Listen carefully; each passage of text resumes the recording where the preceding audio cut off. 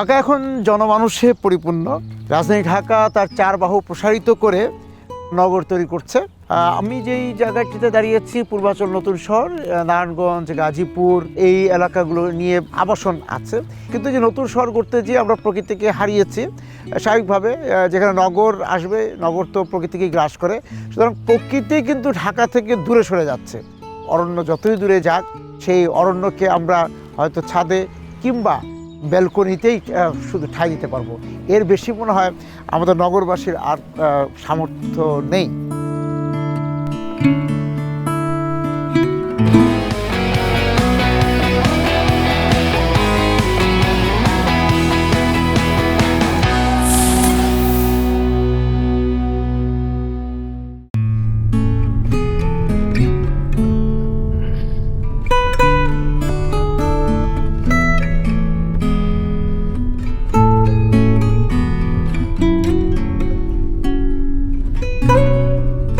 অরণ্যের নিখোঁজ সংবাদে নগরের মানুষ কান পাতে না। কানে তুললেই তো বিপদ, নিজেই যে হন্তারক। আমি নগরের ভেতর লুকিয়ে থাকা গ্রামে কৈশোর না পেরোতেই নিজেকে আবিষ্কার করি শহরের জিহ্বায়। পুঁজির বীভৎস প্রদর্শন নগর, সেই বীভৎসতায় ধসে পড়ে লাল মাটির টিলা, বসতধারায় পাখিসহ জীব বৈচিত্র্যের অনিবার্য সদস্যরা। বৃক্ষ মাথা উঁচু করে দাঁড়িয়ে থাকার চেষ্টা করেও হার মানে দালানের পেশি শক্তির কাছে। নদী, বিল, খাল, টিলা আর ফসলের মাঠের বিনিময়ে নগরবাসীর যে স্বপ্ন সত্যি হয়ে ধরা দিচ্ছে সে আবাসন, সে যাপন কি প্রশান্তির। ক্ষণিকের ঝিলমিল স্বপ্নে প্রকৃতি ও যাপনে যা বিলুপ্ত হলো তা কি আবার ফিরে পাওয়ার?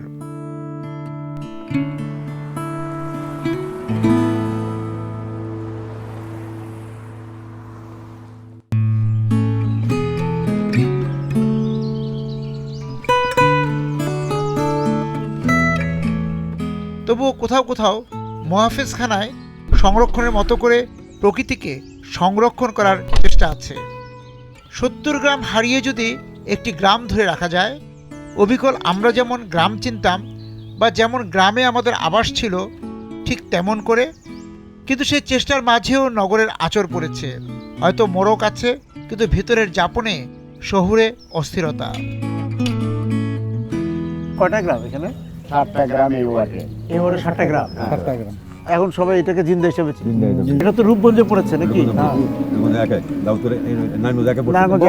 এই যে 7টা গ্রাম, এই 7টা গ্রাম আপনারা যেরকম দেখেছিলেন সেই রকম তো আর নাই। শহর হওয়ার আগে অনেক সবজি টবজি করতো, আম কাঁঠাল যা আছে সবই হইতো। এখন তো সবাই বালু টুলু পালায় ইটি করে সিটিওয়ালারা নিচে গা, তারপর উপশহরে নিচে গা, মানে আবাসন হয়ে গেছে সব। এই মানে এই সাইড মানে এই যে এই বিলের মধ্যে দান হইতে দান দেয় গ্রাম 70, এটা তো পুরো দান ভালো ভালো হইছে। 70টা গ্রাম নিচে পূর্বাচল নিয়ে গেছে 70টা গ্রাম। 70টা গ্রাম খেজুর রস আমাদের বাড়িতে মানে প্রতিদিন একটা জন্ম রস হতো জাল দিলে।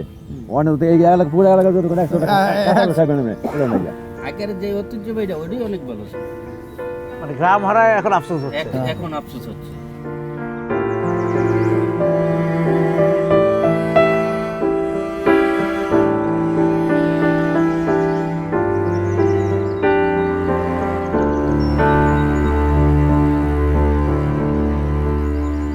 সবুজ প্রকৃতিকে পাত থেকে সরিয়ে আমরা পাতে তুলে নিয়েছি নগরকে, এবং এই যে সবুজের যে স্বাদ ছিল আমাদের, সেই স্বাদ এখন আর নেই। আমরা এই যে এই গ্রামগুলোতে ঘুরে এখানকার যে জনমানুষ, সাধারণ মানুষ, তারাই বলছেন যে তাদের যে আম ছিল, তাদের যে খেজুরের রস ছিল, তাদের যে লাউ ছিল, তাদের যে সবজিগুলো ছিল, সেই স্বাদ তো তারা হারিয়ে ফেলেছেন। সেই আগের স্বাদ আর খুঁজে পান না।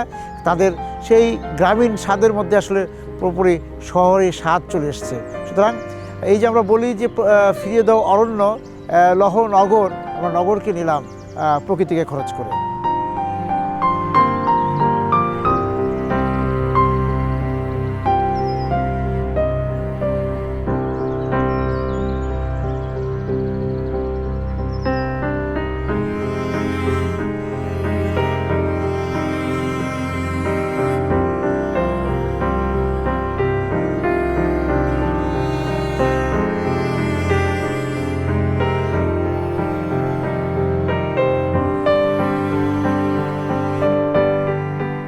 সমবায় গ্রামটা কিভাবে তৈরি হলো? মূলত একটা স্টুডেন্টস ফোরাম দিয়ে শুরু হয়েছিল 5 জন দিয়া। আদর্শ সমাজে কী কী দরকার, খেলার মাঠ, স্কুল, কলেজ, মসজিদ, তারপরে কবরস্থান, ওই থেকে আমাদের আস্তে আস্তে শুরু হলো। মূলত জিন্দাগ্রামটা প্রধান, জিন্দাগ্রাম আশপাশে আরও কয়েকটা গ্রাম নিয়ে আমরা এই সংগঠনটা। তা গ্রাম কতটুকু রক্ষা করতে পারছেন? গ্রামের সেই নির্জনতা এখন আর নাই। একটা সময় ছিল, আমরা যখন খুব ছোট ছিলাম, একটা গাড়ি আসলে, কোথাও থেকে একটা মোটরসাইকেল আসলে আমরা দৌড়ে যেতাম। এখন রাত্রে ঘুমাতে পারি না গাড়ির শব্দে। অনেক ফ্যামিলি আছে যে বছরে ওরা প্রতি মাসে একবার আসে। আসবে না? ঠিক আছে তাহলে জি।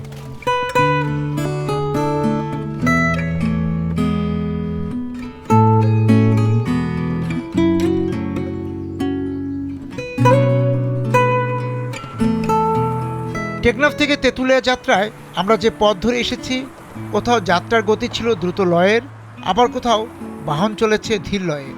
সড়কের দুই পাশ ধরে গড়ে উঠছে শিল্প কারখানা, ফলে সড়ক প্রশস্ত হচ্ছে, সেই সঙ্গে তৈরি করতে হচ্ছে নতুন সংযোগ সড়ক। গাজীপুর শিল্প শহর, ভারী ও প্রযুক্তি নির্ভর শিল্পের পাশাপাশি এখানে এখনও ক্ষুদ্র ও কুটির শিল্প টিকে আছে। কোনো কোনো কুটির শিল্প সময়ের তালে চলতে গিয়ে রূপ নকশা পাল্টিয়েছে। কালীগঞ্জের বীরতুল গ্রাম দোলনার গ্রাম নামেই পরিচিত ছিল। বাঁশ বেতের দোলনা তৈরি হতো, এখন এই গ্রামের ঘরে ঘরে তৈরি হয় সুতোর তৈরি দোলনা। দেশ ছাড়িয়ে এখন বিদেশের বাজারও ধরেছে বীরতুল গ্রামের দোলনা। একটা দোলনা করতে আপনাদের কতদিন সময় লাগে? এই দোলনাটা আমি একদিনে করতে পারি। একদিনে করতে পারেন? বাহ। এইখানে কতগুলি দোলনা হয় প্রতিদিন? প্রতিদিন 15 থেকে 20টা। একটা দোলনা যে আপনি এই যে করেন, তাতে আপনাকে কত টাকা আপনি পান? এটার মজুরি দিব 1400 টাকা। তাহলে আপনার এখন মাসে আয় কত? 30 থেকে 35 হাজার টাকা। 30 থেকে 35,000 টাকা। বেশিরভাগ কি মহিলারাই কাজ করে? এই হ্যাঁ, মহিলারা করে, পুরুষরাও করে, যেমন পুরুষরা কম করে আর কি। মহিলারাই বেশি করে। তাহলে তো এই আপনাদের গ্রামের মহিলারা ভালোই আছে, তাদের আয় রোজগার ভালোই। মোটামুটি ভালোই।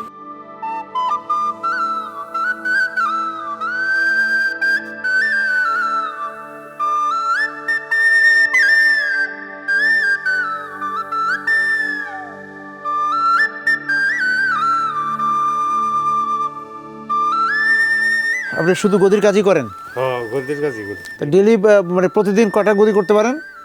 প্রতিদিন 60-70 টাকা গরম যা 60-70 করতে পারেন। তো একটা গদিতে কত মজুরি কত আপনার? আমার তো বেতন হিসাবে। ও, বেতন হিসাবে। আচ্ছা আচ্ছা। কোন গ্রামে আপনার? আমার 30 সাল বাড়ি ময়মনসিংহে। ও, ময়মনসিংহ থেকে এখানে কাজ করতে আসছেন। আচ্ছা আচ্ছা, ঠিক।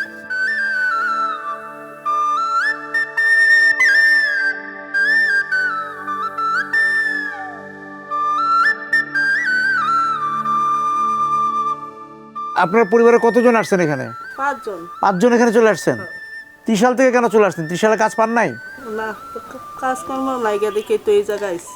তাই 5 জন পুরো পরিবারের আপনার আয় রোজগার কত এখানে? 45 হাজার। এই টাকা দিয়ে কি করতেছেন? আবার ত্রিশালে ঘর দিলাম, বাড়ি কিছু করলাম এই জায়গায়। আচ্ছা আচ্ছা, ঠিক আছে।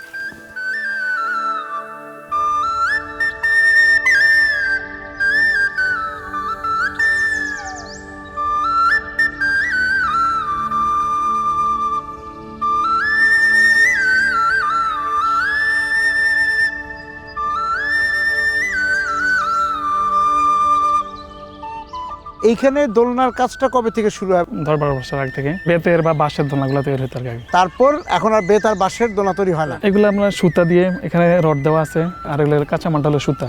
সুতা তো এখানে তৈরি, সুতা আপনারা কিনে সুতাটা নিয়ে আমরা আসেন? নারায়ণগঞ্জ থেকে নিয়ে আসি। কিনে নিয়ে আসেন। জি, তা এই গ্রামে কতগুলো ঘরে এরকম দোলনার তৈরি হয়? প্রায় 250 থেকে 300 ঘর হবে, সবার ঘরে ঘরে আছে। তো কি পরিমাণ দোলনা তৈরি করেন আপনারা? আমার যেমন প্রতি মাসে 500 থেকে 600 পিস আমার প্রোডাকশন আছে। 500 থেকে 600 পিস প্রোডাকশন। এটা সারা দেশে আপনারা ছড়িয়ে দেন? হ্যাঁ, এটা ঢাকা সহ সারা দেশে যায়। এখন এবার বাইরেও আমরা দিচ্ছি, বাইরে যে বিড়ালের দোলনাগুলো দিচ্ছি এখন, যেমন কারণাতে আমি করছি, এখন নতুন করে অর্ডার আসছে, ওগুলো আবার করবো এখন। এইখানে যে কি পরিমাণ শ্রমিক এর সঙ্গে জড়িত? 130 থেকে 40 জন আছে আমার এখন এখানে কাজ করেন এরকম আর কি। অনলাইনের যে বিক্রি করেন, সেই টাকাটা কিভাবে লেনদেন করেন আপনারা? অনলাইনে পেমেন্টটা আমাদের যে ব্যাংকেও আসে, বিকাশও আসে, আর হলো আমরা অফলাইনে করলে তো ওটা ক্রেডিটে দিয়ে দেয় বা ব্যাংকেও দেয়। বিকাশে পেমেন্টটা বেশি হয় আর কি আমাদের অনলাইনে। জি জি।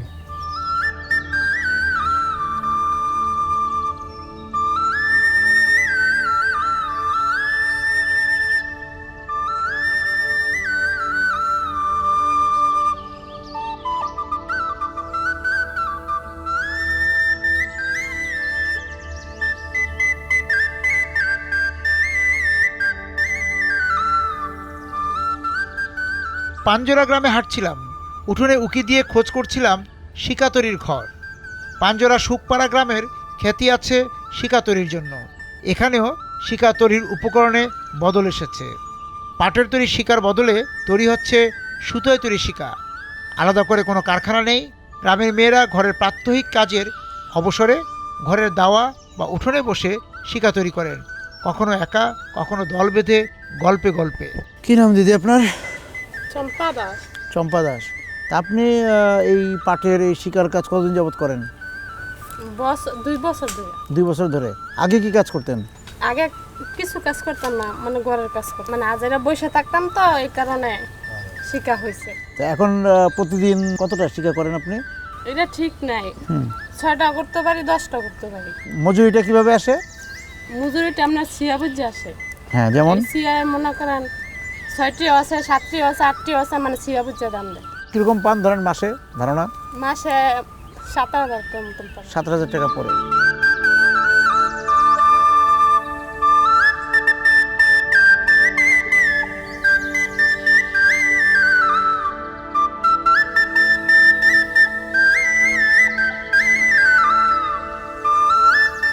কখন কখন বানাতে বসেন? সকালে কাজ করার পরে কতক্ষণ বানাই, আবার দুপুরে কাজ করে, আবার বিকেলে একটু বানাই, রাত্রে একটু, এরকম করে।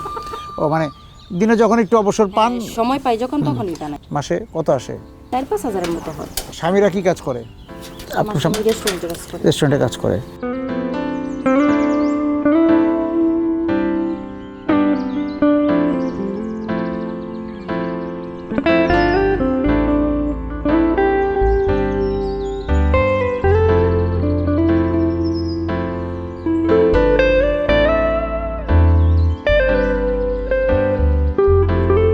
পাঞ্জরা গ্রাম নাগরী ইউনিয়নে। নাগরীর 15টি গ্রামে খ্রিস্টান ধর্মে বিশ্বাসীদের বসবাস বেশি। কালীগঞ্জ উপজেলাতেই আছে 39টি গির্জা। তবে এদিকটা এলে সাধু নিকোলাসের গির্জার কথা মনে পড়ে। 287 বছর আগে নাগরী গ্রামে এসেছিলেন মানুয়েল দা আসুমসাও। তার হাতে রচিত হয়েছিল বাংলা ভাষার প্রথম ব্যাকরণ। গ্রামের মানুষের সঙ্গে কথা বলে বাংলা ভাষাটি বোঝার চেষ্টা করেছেন এই ক্যাথলিক সাধু। ধর্ম প্রচারের জন্য তো এই অঞ্চলে ভাষা জানা দরকার, তাই নানা শব্দ সংগ্রহ করেছেন, লিখে রাখছেন খাতায়। কিন্তু এই ভাষার তো ব্যাকরণ নেই। পাদ্রী তাই হাত দিলেন ব্যাকরণ লেখার কাজে। টানা প্রায় 1 দশক পরিশ্রম করলেন। লেখার কাজ শেষ হলে তিনি চলে যান নিজ দেশ পর্তুগালে। সে দেশের রাজধানী লিসবনে ছাপা হয় বাংলা ভাষার প্রথম ব্যাকরণ 1743 সালে।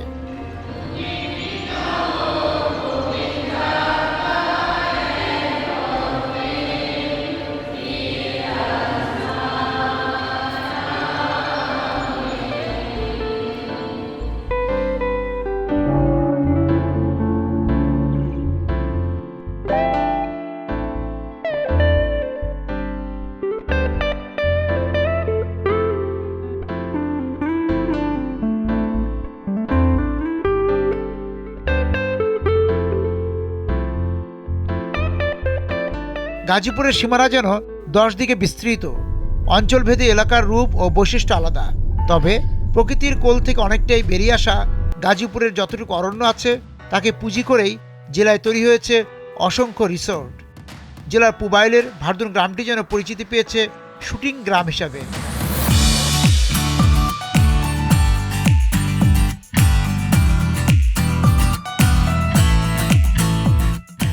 5 4 3 2 1 0 0 অ্যাকশন। মা বাইরে যাবো, ঘোরা নিয়ে আসি, তোমার একটু ভালো লাগবে।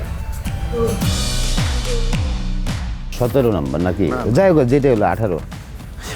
নাটক নিয়ে কথা বলতে চাই। ইউটিউব, টেলিভিশন, এই সব কিছু মিলায় কি অবস্থা এখন? আমার মনে হচ্ছে যে আগের চেয়ে আমাদের নাটক বেশি তৈরি হচ্ছে।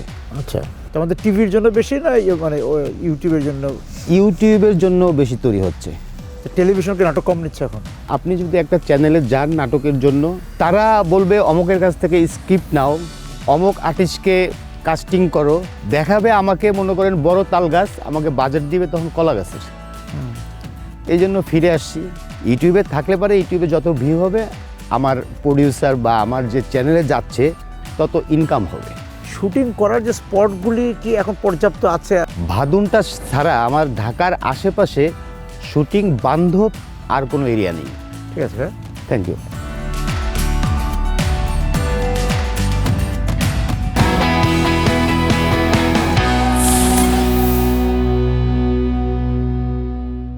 বিকাশে কম খরচে ক্যাশ আউটের লিমিট বেড়ে 50,000, প্রিয় এজেন্টও 2টা।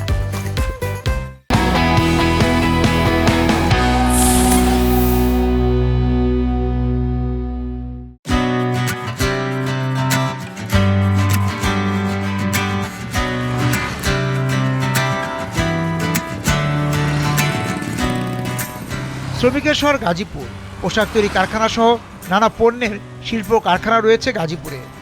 দেশ স্বাধীন হবার আগে থেকে টঙ্গী শিল্প এলাকা হিসেবে পরিচিত।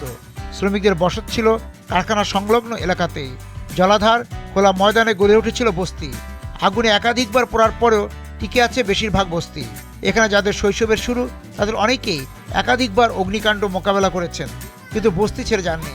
দেশের নানা প্রান্তের নিম্ন আয়ের মানুষের নিরাপদ ঠাঁই গাজীপুরের ছড়ানো ছিটানো বস্তিগুলো, এখানকার মানুষগুলোর যাপনে।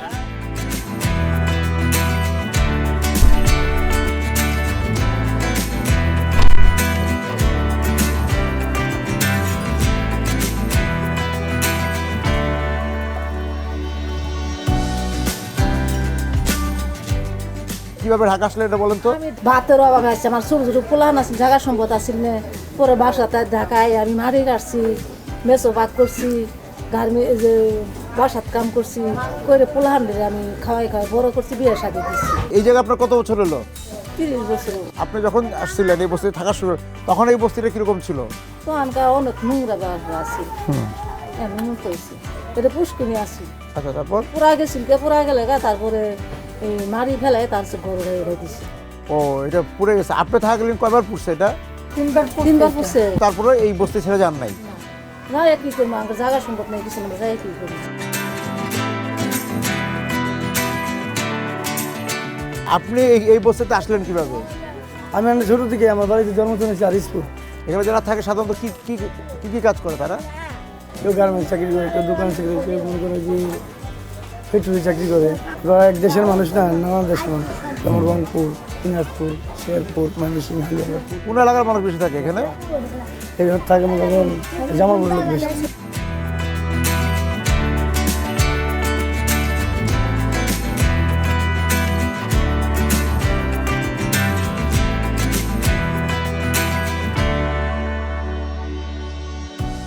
কোথায় যাচ্ছেন? বাসায়। বাসায় কি রান্না করলেন কোথায়? কিনে আনছি। কত করে কিনেন এগুলো? 10 টাকা প্লেট। সকালবেলা বিক্রি করে কোথায়? আমাদের এখানে। কোন দিকে? ভিতরে। আপনি কি করেন? আমি গার্মেন্টস করি। একা থাকেন না? ফ্যামিলি মানে স্বামী সহ? স্বামী কি করেন? অটো চালায়। আচ্ছা, আর আপনি গার্মেন্টসে ঢুকছেন? এখন ঢুকলাম। কত, 1 বছর? তা কত বেতন পান? 8,000। তাই যা আয় করেন তাতে কি করেন? কিস্তি চালাই। কিসের কিস্তি? মাসিক কিস্তি। কেন কিস্তি নিয়েছিলেন কেন? অটো কিনছি। ও, মানে আপনি কাজ করে জামাইকে অটো কিনে দিচ্ছেন? আচ্ছা আচ্ছা, কত দিয়ে কিনে দিলেন? 1.5 লাখ। 1.5 লাখ টাকা দিয়ে স্বামীকে অটো কিনে দিচ্ছেন বিয়ের পরে? ঠিক আছে। এই যে আপনি যখন ছোট থেকে এই বস্তিতে বড় হলেন, তখন এই বস্তিটা কিরকম ছিল? শুরু শুরু ঘর ছিল, এখন আবার সরকারি নতুন করে ঘর বানিয়ে দিচ্ছে। আগে ছোট ছোট ঘর ছিল, আগুন লাগে সব পুড়ে গেছিল। জি। আপনি কয়বার দেখেছেন আগুন? আমি তো দেখছি 2-3 বার, এটা ধরছে আবার নিভে গেছে, কিন্তু এবার একবারে সরাসরি ফুটছে। এটা ইয়ার মতন না। আগুন লাগে কেন, কি মনে হয় আপনার কাছে? কেমনে লাগে, কেমনে যে বারবার আগুন লাগে, বারবার আগুন লাগে? কেউ কয় কয়েল ধরে, কেউ কয় ধরে লাগে। আপনি কি করেন? গার্মেন্টস। গার্মেন্টসে কাজ করেন? আচ্ছা, কত বছর হলো গার্মেন্টসে? 20 বছর। 20 বছর গার্মেন্টসে কাজ করেন। বস্তি জীবনটা কেমন লাগছে, এই যে এত বছর বস্তিতে আছেন? থাকতেছি, কাম করি, খাই, এটাই বুঝি, আর কিছু বুঝি। রোজগার করে বাড়িতে কি করছেন? মানুষকে তো খাওয়াতে নেই, জায়গা লেখাপড়াই করা হয় নাই, পেটে ভাতে চাইতেছি।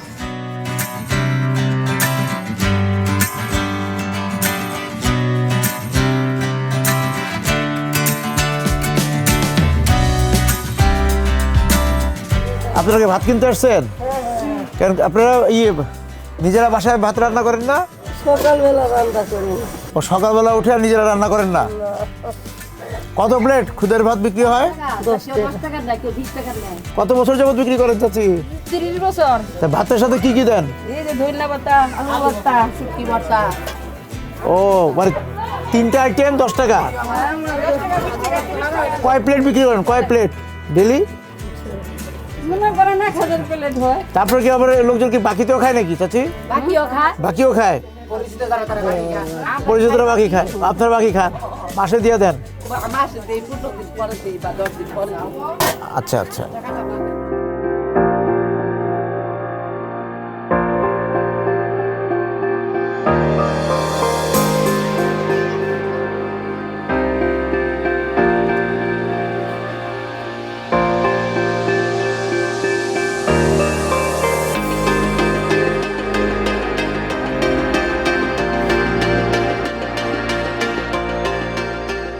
এই বসতির বেশ কয়েকজন কাছে প্লাস্টিক কারখানায় কাজ করেন।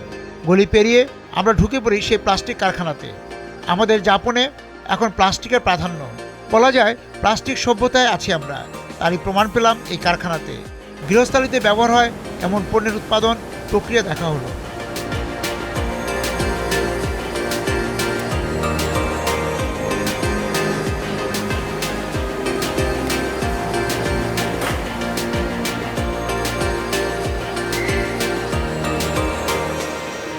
কি বানাচ্ছেন? এটা কন্টিনিউয়ার। কন্টেনার। আপনি এখানে কতদিন যাবত কাজ করেন? আমি আছি 2011 থেকে। 2011 থেকে, অনেক দিন হয়ে গেছে তো। প্রথমে কি কাজে ঢুকেছিলেন এখানে? এখানে তো হেল্পার হিসাবে ঢুকছি। আচ্ছা, তারপর? তারপরে অপারেটর। কত বেতনে ঢুকছিলেন? বেতনের সময় ছিল 45 টাকা। আর এখন? এখন হইছে 20,600 টাকা।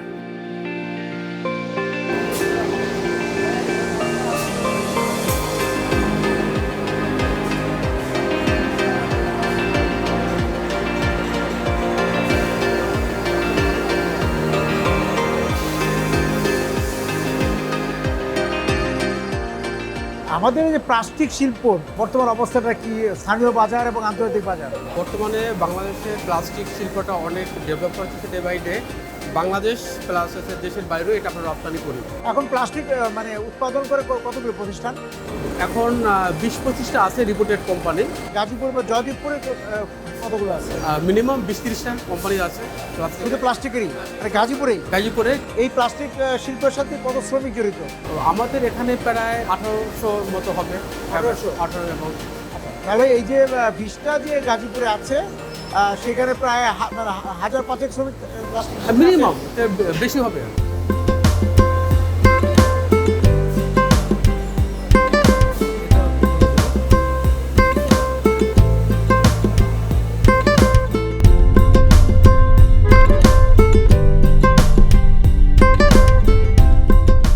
যেদিন আমরা গাজীপুর ঘুরে বেড়াচ্ছি সেই দিনটি ছিল রোববার।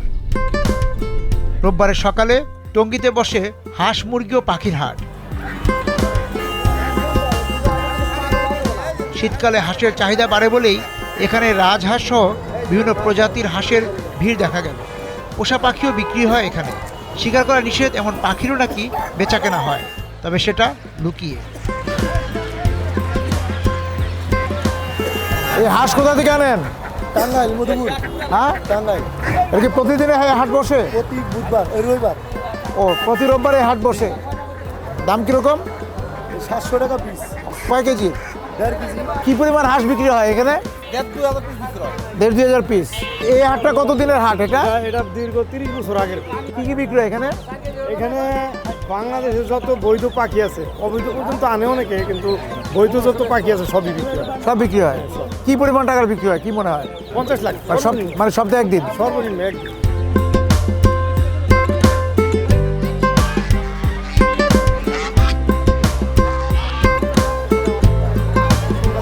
আপনি হাঁস কিনতে এসছেন?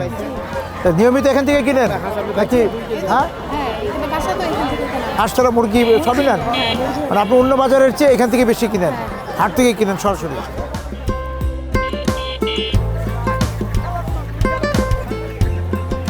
কত বছর যাবত কিনেন এখানে?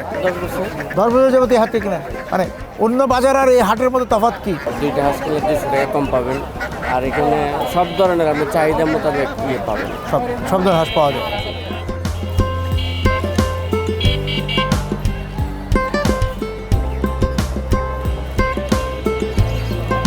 ওয়ালাইকুম। কি পাখি এগুলো? লাভবাট। ও আচ্ছা, লাভবাট। ওগুলো এটা হলো শান্তনর, এটা হলো লরি, এটা হলো সাদাপিয়া। কারা কিনতে আসে? কারা? এই টঙ্গী গাজীপুরের লোকজনই না বাইরে থেকেও আসে? অনেক জায়গা থেকে আসে, রংপুর, সিলেট, তারপরে চিটাগাং, সব জায়গা থেকে আসে।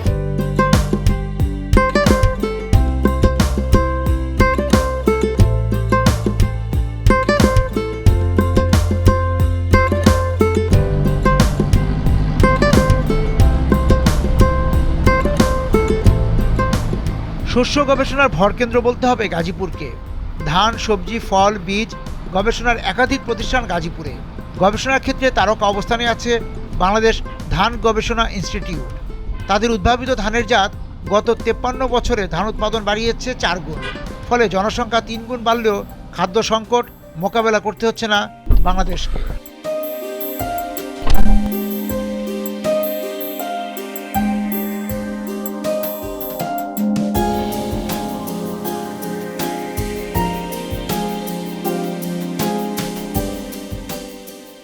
আপনাদের কাছে দেশি প্রজাতির যে ধান, সেই ধানের সংগ্রহটা কি?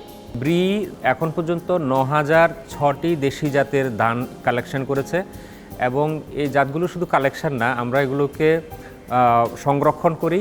এগুলোর যে সমস্ত ভালো গুণাগুণ সেগুলোকে আমরা নতুন জাতে ট্রান্সফার করি এবং এই ট্রান্সফারের মাধ্যমে কিন্তু আমরা রোগ প্রতিরোধী জাত বলেন, পুষ্টি সমৃদ্ধ জাত বলেন, এই জাতগুলো উদ্ভাবন করি। এখন পর্যন্ত গত 53-54 বছরে ব্রি 115টা জাত উদ্ভাবন করেছে। এবং এই যে উচ্চ ফলনশীল জাত বের করার আগে তার কি ইতিবাচক প্রভাব পড়েছে? স্বাধীনতার পর আমাদের জনসংখ্যা ছিল 7 কোটি। আমাদের জমি পরিমাণ কিন্তু তখন অনেক বেশি ছিল। তারপরেও কিন্তু আমরা 73-এ দুর্ভিক্ষের সম্মুখীন হয়েছি এবং এই যে 7 কোটি জনসাধারণের খাবারও আমরা ঠিকমতো জোগাড় করতে পারিনি। কিন্তু এখন আমাদের জনসংখ্যা প্রায় আমরা বলি যে 18 কোটি বা মতান্তরে আরও বেশি হতেও পারে, কিন্তু এখন কিন্তু সেই ভাতের অভাবটা আর নাই। আমরা বলি 1 কোটি টন যে চাল উৎপাদন সেটাকে আমরা 4 কোটি টনে, আপনি একদম লিটারেলি 4 গুণ আমরা বাড়িয়েছি এই উপসি ধানের জাত এবং প্রযুক্তিগুলো মাঠে সম্প্রসারণের মাধ্যমে। ঠিক আছে, থ্যাংক ইউ।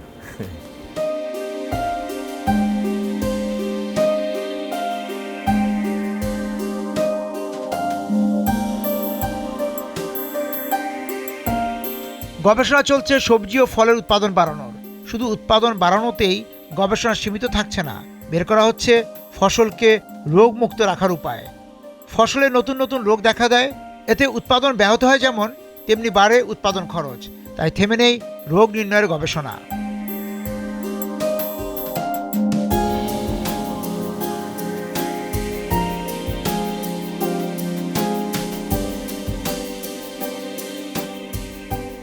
আপনারা কি করছেন এই টমেটোর? এখন মাঠে এখন কি কাজ করছেন? এটা ক্রসিং, আচ্ছা, ইমাসকুলেশন করতেছি। তারপরে এটা আমরা আজকে করছি, এটা কালকে করা, এটা আজকে ডাস্ট করব, আর এগুলো হচ্ছে আজকে করা, এগুলো কালকে করব। আচ্ছা, করার পর এগুলো যে ডাস্ট করব, ওখান থেকে পাউডার আনবো হাইব্রিডের। এটা কি দেশি জাতের টমেটোর গাছের উপর করছেন আপনারা? হ্যাঁ, দেশির উপরে হাইব্রিড। দেশির উপর হাইব্রিড করছেন। তা ফলন কয় গুণ হয় এটার দেশির চেয়ে? ফলন তো বেশি হয়, দেশির থেকে অনেক বেশি, অনেক বেশি হয়।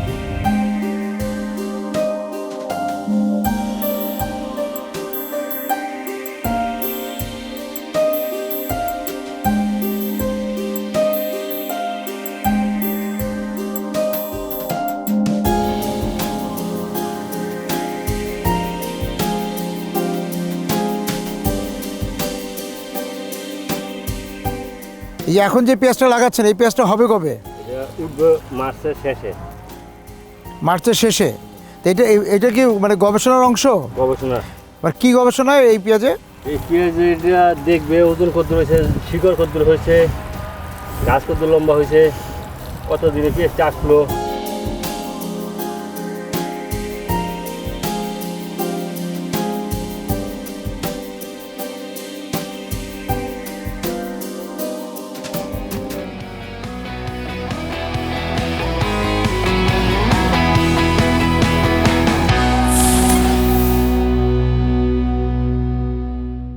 বিকাশে কম খরচে ক্যাশ আউটের লিমিট বেড়ে 50,000, প্রিয় এজেন্টও 2টা।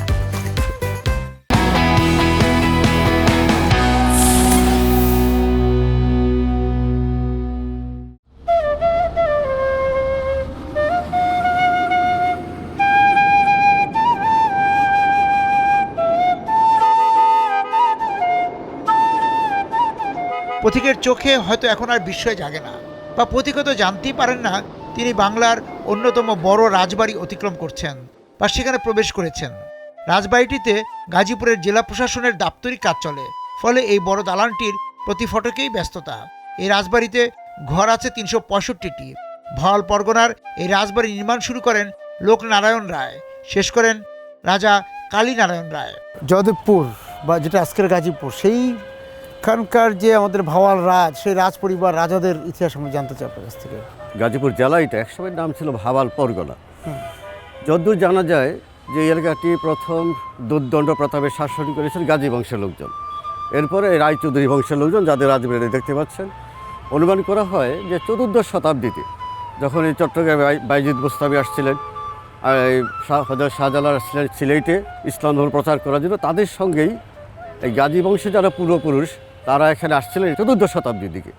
গাজীদের প্রথম যে পুরুষ নাম জানা যায় তার নাম হলো প্রহন্ন শাহ গাজী। তিনি এসে কালীগঞ্জ উপজেলার চৈরা নামে একটা জায়গায় তিনি বসতবাড়ি করেন ওখানে, এবং ওখান থেকে তিনি এই ভাওয়াল পরগনা শাসন করতেন। এদের আরেক উত্তর পুরুষ ছিল ভাওয়াল গাজী। এই ভাওয়াল গাজী নাম অনুসারে এই এলাকাটার নাম ভাওয়াল করা হয় এমন জনশ্রুতি আছে। এই গাজী বংশ তারা কিন্তু প্রায় বলা যায় 300 বছরের বেশি তারা এই ভাওয়াল পরগনা শাসন করেছেন। 1738 সনে এই বলরাম রায় নিলামে অংশ নিয়ে তিনি এই ভাওয়াল পরগনা কেড়ে নেন। তিনি এখান থেকে বলরাম রায় মারা যান 1743-এ। তারপর শ্রীকৃষ্ণ রায় তার ছেলে, তিনি এই এলাকার শাসক হন।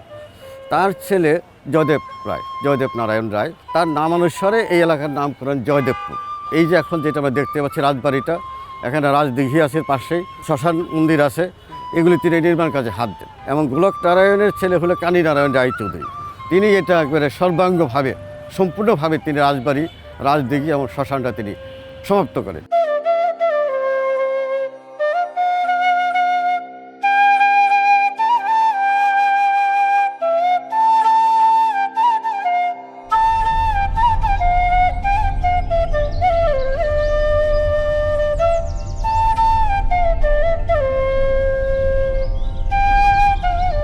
আমরা খুঁজছিলাম কোচ সম্প্রদায়কে। ভাওয়াল উদ্যান ঘনিষ্ঠ হয়ে এখনও এই গোষ্ঠীর বসবাস আছে। হাতিয়ার বনগ্রাম এবং কুমারখোদা তাদের বসবাস, কিন্তু ওই গ্রামগুলোতে পৌঁছানোর আগেই শাল গজারি বনে দেখা হয়ে যায় বানর বন্ধুদের সঙ্গে। তাদের খুনসুটি, দুষ্টুমি শুধু মুগ্ধতাই ছড়ায়।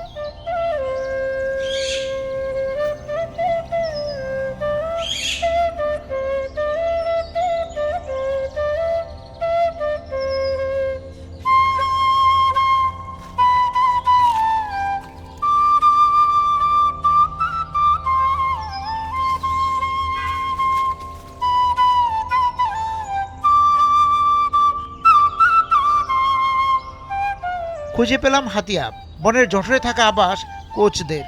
নিকট অতীতে বনের উপর ছিল যাপনের প্রায় সিংহভাগ নির্ভরতা।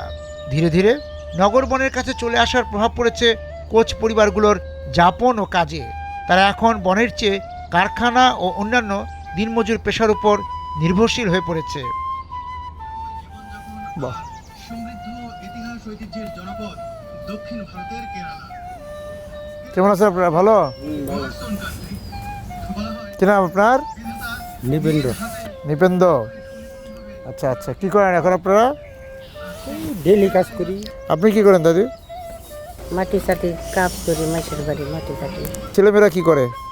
চাকরি করে। কোথায়? স্টিলে। স্টিল। ও স্টিল মিলে? আচ্ছা আচ্ছা। তারা আর কৃষিকাজ করে না? না, হেরা তো পুলাহান মানুষ যখন করবো তো তাকে সেই মন নাই চাকরি বাকরি। শুধু কি জীবিকা বদল হয়েছে? কোচ সম্প্রদায় তাদের নিজস্ব ভাষা ও সাংস্কৃতিক চর্চা থেকেও এখন অনেকটাই দূরে।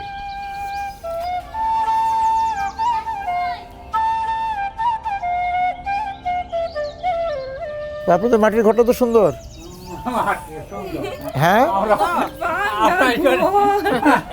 কতদিন আগে করেছেন এটা? কতদিন আগে বলেন তো দাদা? কে করেছে? আপনি করেছেন না আপনার বাবা করেছিল? হ্যাঁ, না অসুবিধা নেই। হ্যাঁ, আপনি করেছেন। আগে কিরকম ছিল ঘর? প্রথমে কি আগে থেকে? আচ্ছা আচ্ছা, হ্যাঁ বেড়া বেড়া তাল পাতার বেড়া মাটির ঘর করতে কত লাগে এরকম? মাটিকে নিজে খাইতে নিজে করছি ওলা। তা আগে কি করতেন, আপনি কি কাজ করতেন? আগে মিস্ত্রি কাজ করছি। কাঠমিস্ত্রি? আচ্ছা। এখন ওই যে কাজ করতেন না, এই কোমর ব্যথা। আগে তো এই বনের সাথে আপনাদের সম্পর্ক ছিল, বন থেকে আপনার দাদারা খড়ি আনতো বা হ্যাঁ ওগুলি দিয়ে চলতো। পরে আপনারা লাঠি বেচছি নিয়ে আসবে দুপুর। আচ্ছা, আপনারা কেমন আছেন বলেন তো, কিভাবে চলতেছে? না আগের তো মোটামুটি মোটামুটি কাজ কাম করে, মোটামুটি অনেক ভালোই চলে। ছেলেমেয়েরা লেখাপড়া করে? আই পর্যন্ত লেখাপড়া করাইছি। করে এখন কি করে? এখন এই ওয়ার্কশপের। আপনি তো ছোটবেলা এখানে বড় হয়েছেন, হ্যাঁ, তখন কিরকম ছিল এই এলাকা, এই যে বন, শালবন, এই গ্রাম কিরকম ছিল? তখন তো মনে করেন এইরকম ঘর বাড়ি আসছিল না আগে, এই তাল পাতার বেড়া, গজারি পাতার বেড়া, মানে এইভাবেই আর কি। তা মেয়েরা পড়ালেখা করছে না এখন? যাদের আছে তাদের গুলো তো পড়তেছে, আমাকে তো পরে কেউ কলেজে বিশ্ববিদ্যালয়ে কেউ গেছে না? গেছে, বিশ্ববিদ্যালয় পর্যন্ত গেছে কেউ? যেমন একজন গেছে, ওই যে এই বাড়ির ওই পাশে একজন মন্দিরের সাথে। আচ্ছা আচ্ছা আচ্ছা, কোন ভার্সিটিতে? ঢাকা ভার্সিটি। আপনারা এখন কোন ধর্ম পালন করেন, খ্রিস্টান না হিন্দু কি? না আমরা মানে সনাতনটাই পালন করেন। সনাতন ধর্ম। কোচদের সবাই সনাতন? সবাই বর্মন।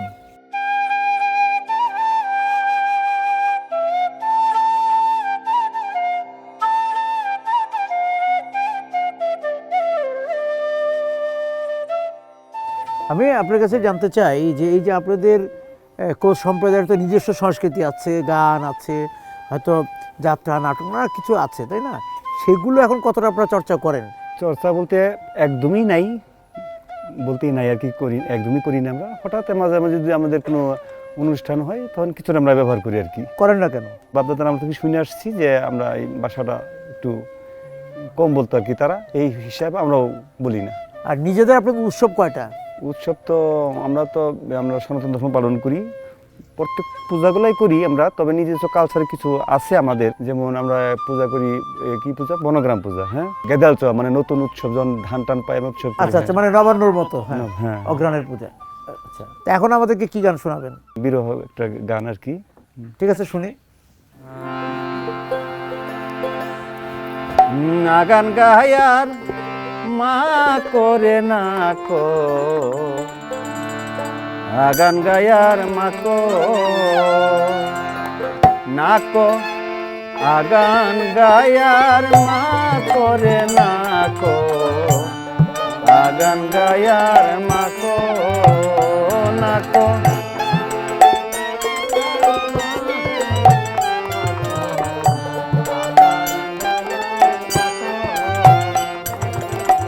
নিমিতে নিমিতে দাম যোগ সুপু তাকো, অসঙ্গায় ফাং নে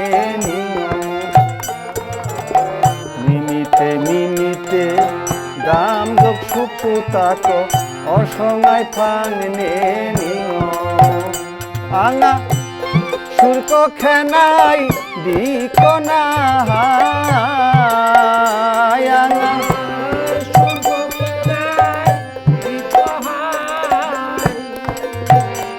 আঙা সুরক খেনাই দিক না হাই, হিঙ্গানি বাংখাল জিও রে বন, আগান গায়ার মাকো নাকো, আগান গায়ার মা করে নাকো, আগান গায়ার মাকো।